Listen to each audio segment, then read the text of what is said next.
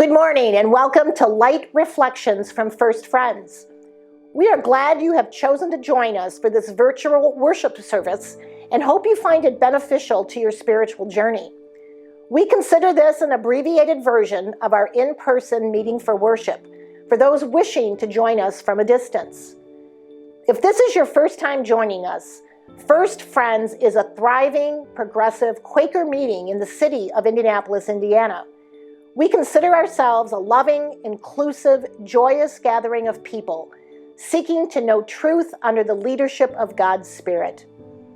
All are welcome, no matter race, age, cultural background, sexual orientation and identity, marital status, physical and mental ability, family structure, or economic circumstance. Our hope is that through this worship experience, you will discover our faith community is unlike any other, where silent meditation is as important as the spoken word, where we emphasize the importance of one's personal encounter with the divine, and where we seek to support one another as we discover truth together. Now we invite you to center down and enter this virtual worship space with us.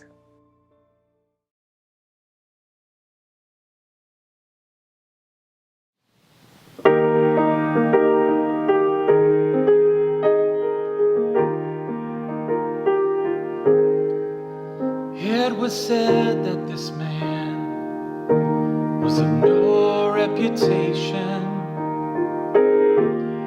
yet he could stop the rising storm with the gesture of his hand. But he chose to use his hands to heal.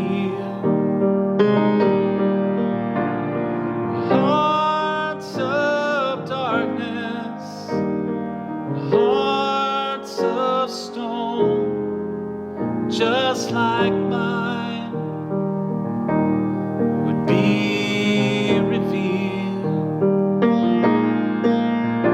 He was a man of no reputation, and by the wise considered a fool. When he spoke about faith and forgiveness in a time where the strongest arms ruled.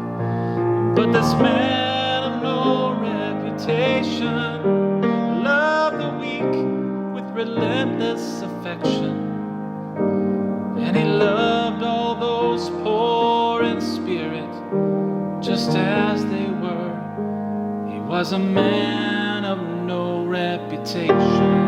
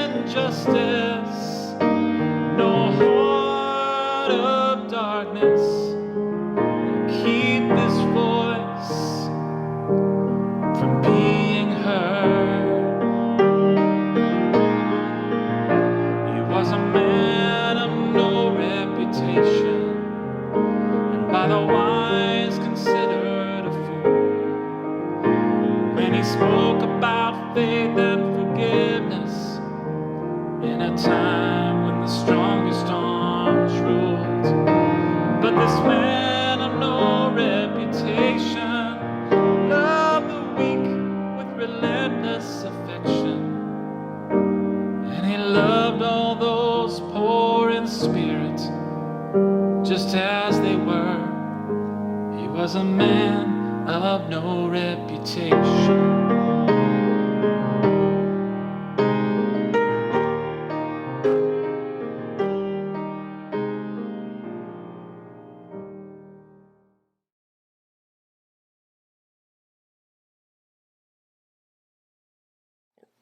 Good morning, friends, and welcome to Light Reflections.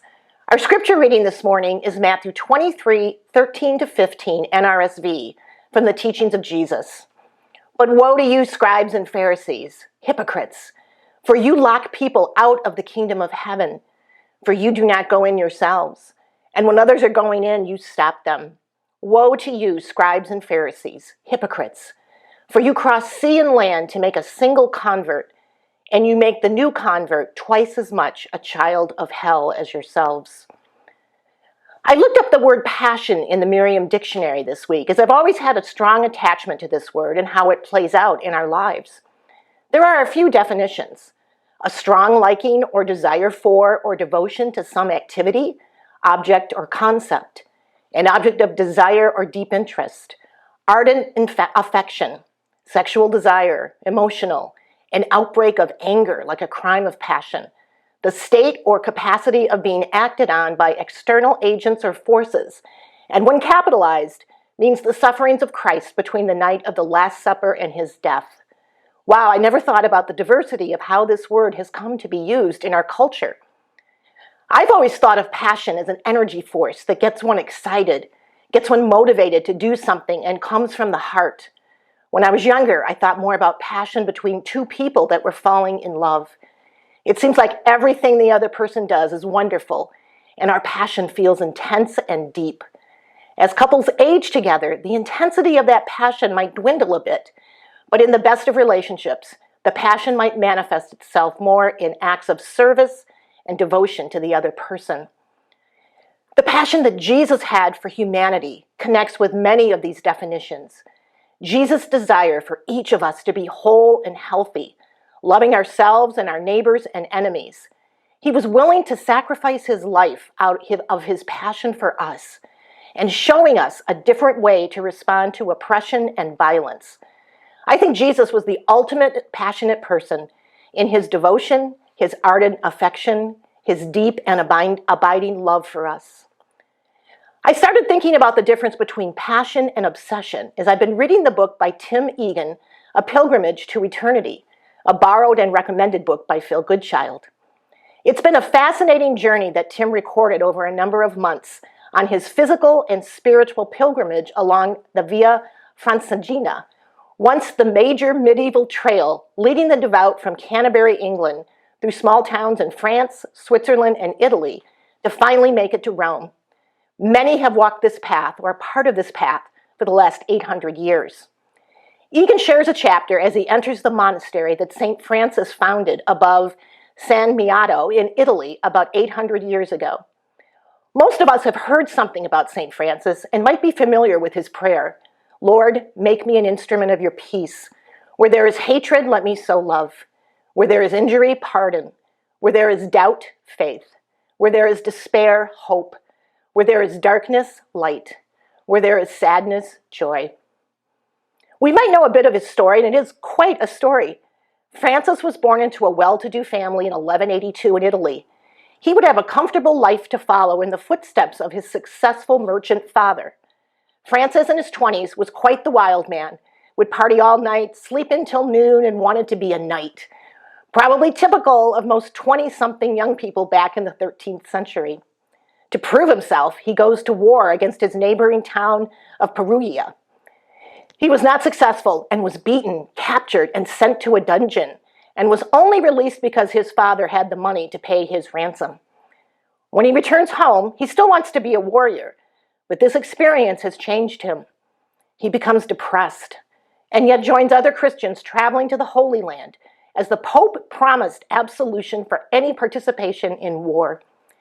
On his first night on the trip, Francis has a dramatic dream that he can't dismiss.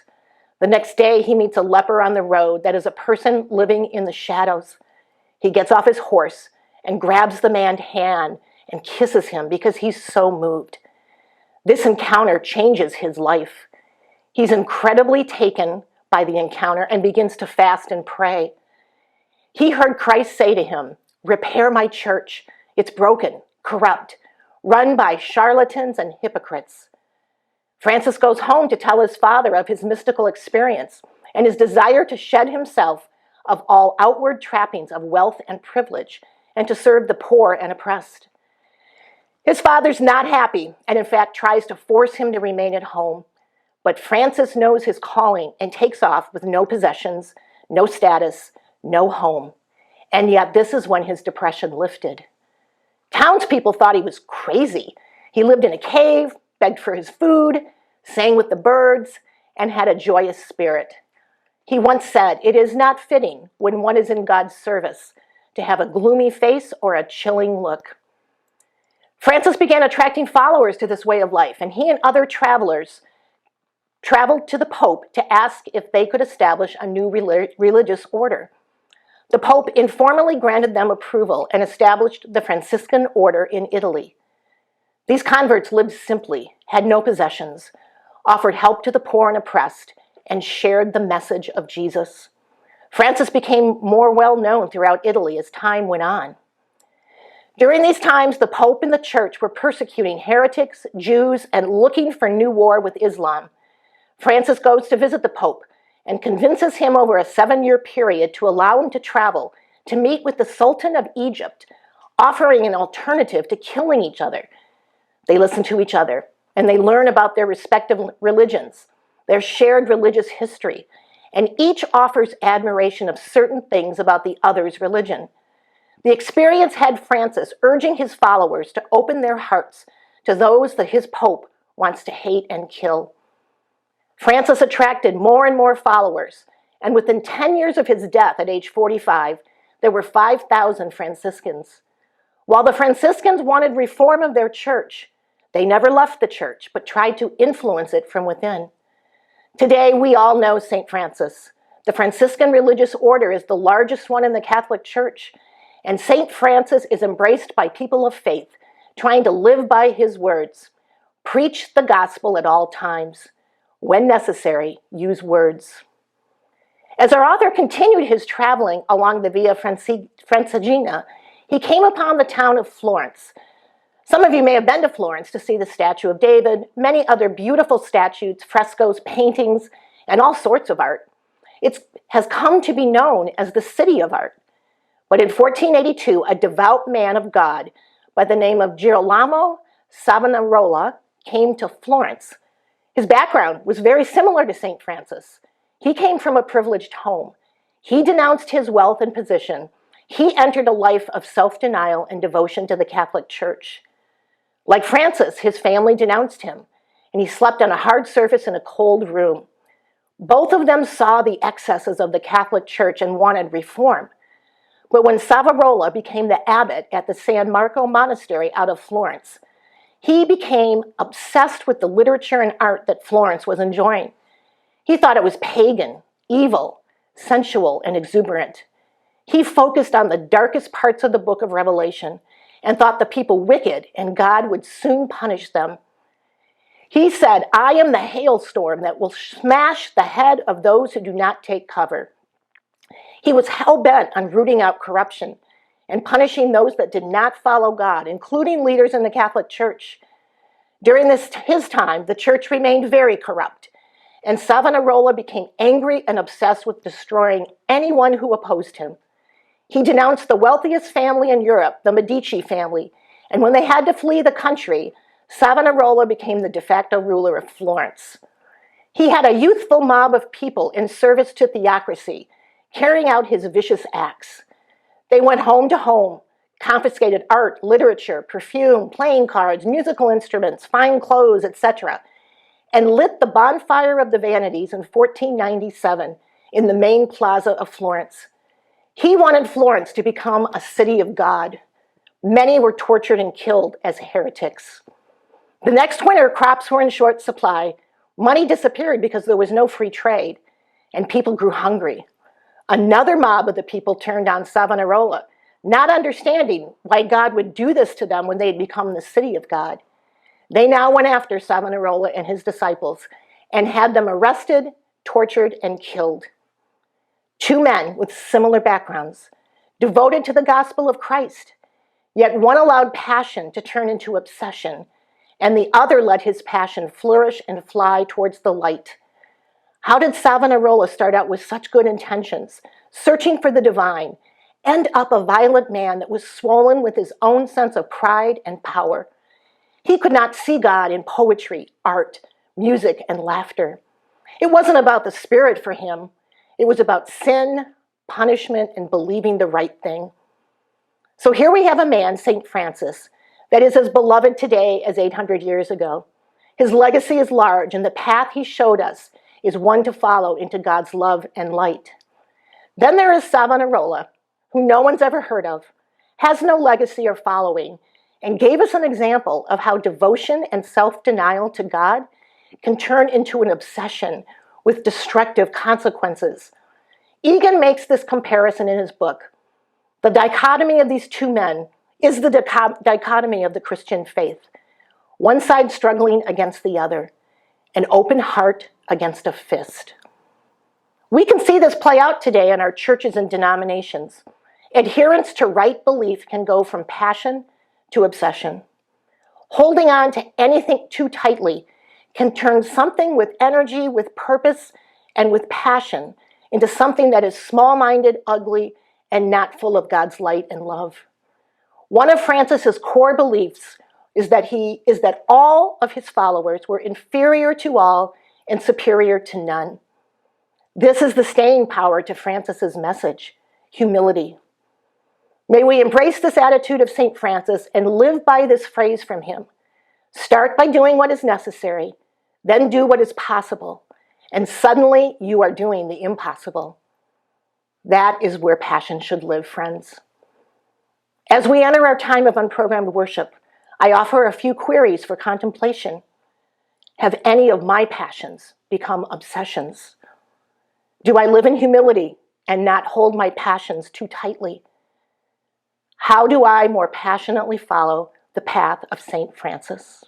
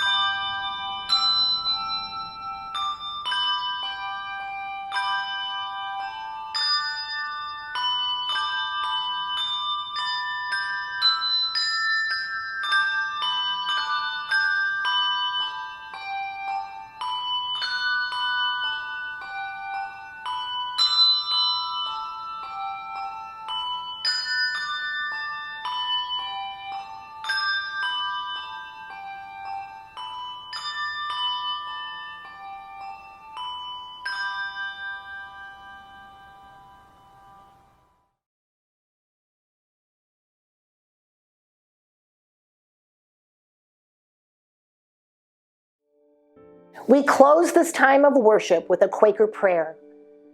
God, open our eyes and unstop our ears, that we may see your light and may hear your heartbeat, reflecting and resounding within our chests, in those of all our neighbors, near and far, in all creatures and plants, and in the ground we walk upon. When we finally are able to yield to the leading of your rhythm and flow, may we come to walk cheerfully over the world, answering that of you in all. Amen. Have a great week, friends.